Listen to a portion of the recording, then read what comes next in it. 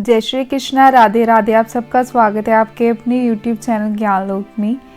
जैसे सबको पता है कि मार्गशीर्ष मास स्टार्ट हो चुका है और मैंने अपने चैनल पे मार्गशीर्ष मास के कथा अध्याय के महत्व में के 4 पार्ट डाल दिए हैं। इस वीडियो में मैं आपको मार्गशीर्ष मास कथा अध्याय का 5वां पार्ट का महत्व में सुनाऊंगी, तो कृपया करके इस वीडियो को अंत तक देखिएगा। और हमेशा की तरह वीडियो शुरू करने से पहले बोलो जय श्री कृष्णा, जय हो विष्णु भगवान की और जय हो माता लक्ष्मी जी की। और कृष्ण भगवान जी का प्रिय मास है मार्गशीर्ष मास। तो चलो शुरू करते हैं।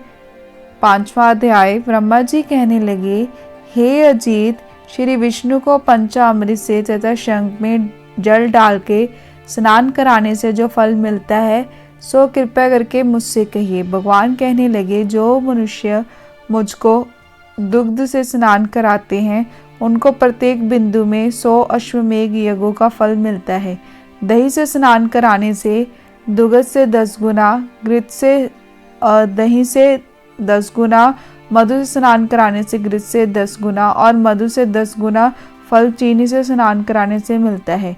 मंत्र पढ़ के गंध पुष्प जल चढ़ाने से सबसे अधिक फल कहा गया है। हे देवताओं में से जो मनुष्य द्वादशी तथा पूर्णमासी के दिन गौ के दूध से मुझको स्नान कराता है वह महापापों का नाश करने वाला है। जैसे दूध से दही, घृत आदि सब पदार्थों की उत्पत्ति कही गई है, इसी तरह दुग्ध स्नान से सब कामनाओं की सिद्धि होती है। दुग्ध स्नान से सौभाग्य की प्राप्ति, दही स्नान से मिष्टान भोजन और घृत से स्नान कराने से मेरे लोक की प्राप्ति होती है। मार्गशीर्ष मास में जो मुझको चीनी और शहद से स्नान कराता है वह स्वयं ही स्वर्ग के सुख भोग के फिर इस लोक में राजा होता है। जो मनुष्य मार्गशीर्ष में मुझको दुग्ध से स्नान कराता है वह मनुष्य इस पृथ्वी पे राज, अश्व और रथों से पूर्ण राज पाता है। जो मार्गशीर्ष मास में मुझको परम श्रेष्ठ दुग्ध से स्नान कराता है वे स्वर्ग में श्रेष्ठ माना जाकर चंद्रलोक, इंद्रलोक, रुद्रलोक और वाजुलोक में पूजित होता है। हे पुत्र, दुग्ध से स्नान कराने पे तेज और पुष्टि की वृद्धि होती है और दुर्भाग्य का नाश होता है। जो मनुष्य मार्गशीर्ष मास में मुझको पंचामृत से स्नान कराता है वह पृथ्वी पे बंधु गणों से शोचनीय नहीं होता। हे पुत्र, जो कपिला गो के दूध से मुझको स्नान कराता है वह 100 कपिला गो के दान का अधिकारी होता है। जो मार्गशीर्ष मास में मुझको पंचामृत से स्नान कराता है वह एक बिंदु से भी अपने कुल का उद्धार करता है।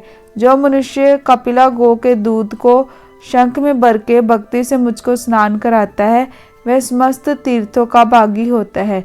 जो शंख में अक्षत कुशा जल डाल के मार्गशीर्ष मास में मुझको स्नान कराता है वह भी समस्त तीर्थों के फल का भागी होता है। जो मनुष्य मार्गशीर्ष मास में शंख के जल से 8 बार स्नान कराता है वह श्रेष्ठ हो जाता है और मेरे लोक में पूजित होता है। और जो 16 बार शंख जल से मुझे स्नान कराता है वह पापों से मुक्त होकर स्वर्ग लोक में देवताओं से भी पूजित होता है। जो 24 बार शंख जल से मुझे स्नान कराता है वे चिरकाल तक इंद्रलोक में वास करने के पश्चात इस लोक में राजा होता है।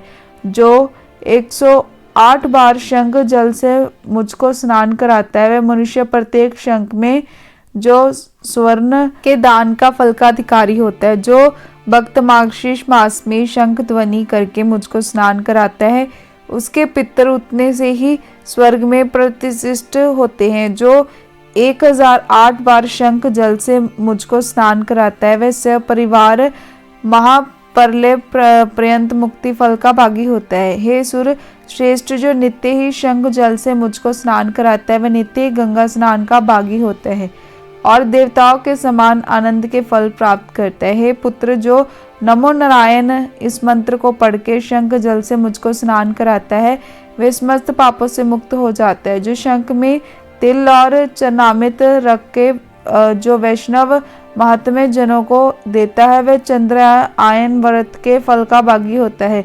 नदी, कूप, तालाब और बावली के जल को भी शंख में रखने से सब गंगा के जल के तुल्य हो जाता है। जो वैष्णव मेरे चरणामृत को लेकर शीर से धारण करता है वह तपस्वियों से भी श्रेष्ठ मुनि है।